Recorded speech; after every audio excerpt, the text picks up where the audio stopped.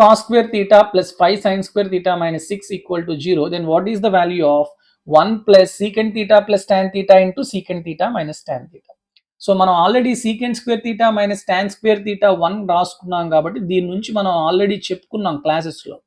ఏంటని secant theta plus tan theta is equal to 1 by secant theta minus tan theta. ఇక్కడ minus ఉన్నప్పుడు ఇక్కడ plus కదా. So కాబట్టి నేను ఇక్కడ ఈ 1 by secant theta minus tan theta ఉంది కదా, దీన్ని ఏం రాసుకుంటాను secant theta plus tan theta. So already ఒక secant theta plus tan theta ఉంది కాబట్టి రెండు మల్టిప్లై చేసి అండర్ రూట్ పెట్టినప్పుడు స్క్వేర్ రూట్ క్యాన్సిల్ అయిపోతే ఫైనల్గా ఎంత వస్తుంది 1 plus secant theta plus tan theta. So ఇది మీరు ఫైండ్ అవుట్ చేయాల్సిన క్వశ్చన్. ఓకే, సో చూద్దాం ఇప్పుడు. వాడు ఇచ్చింది ఏంటి 7 cos square theta plus 5 sign square theta minus 6.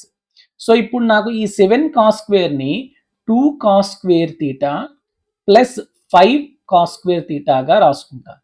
ఎందుకు సార్ రాస్తారు?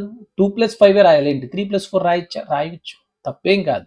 కానీ ఎందుకు రాసామంటే ఈ పక్కన మనకి ఎంత ఉంది 5 సైన్ స్క్వేర్ ఉంది కదా, అందుకు రాసుకున్నాం.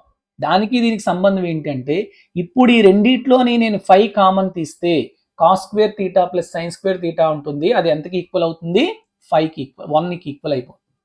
ఓకే, సో కాబట్టి ఇప్పుడు ఎంత వస్తుంది 2 కాస్ స్క్వేర్ థీటా 5 మైనస్ 6 అంటే -1, ఈ -1 ఇటు వస్తే 1. సో కాస్ స్క్వేర్ థీటా 1/2 అంటే కాస్ థీటా ఎంత 1/2 అంటే థీటా ఎంతమ్మా 45.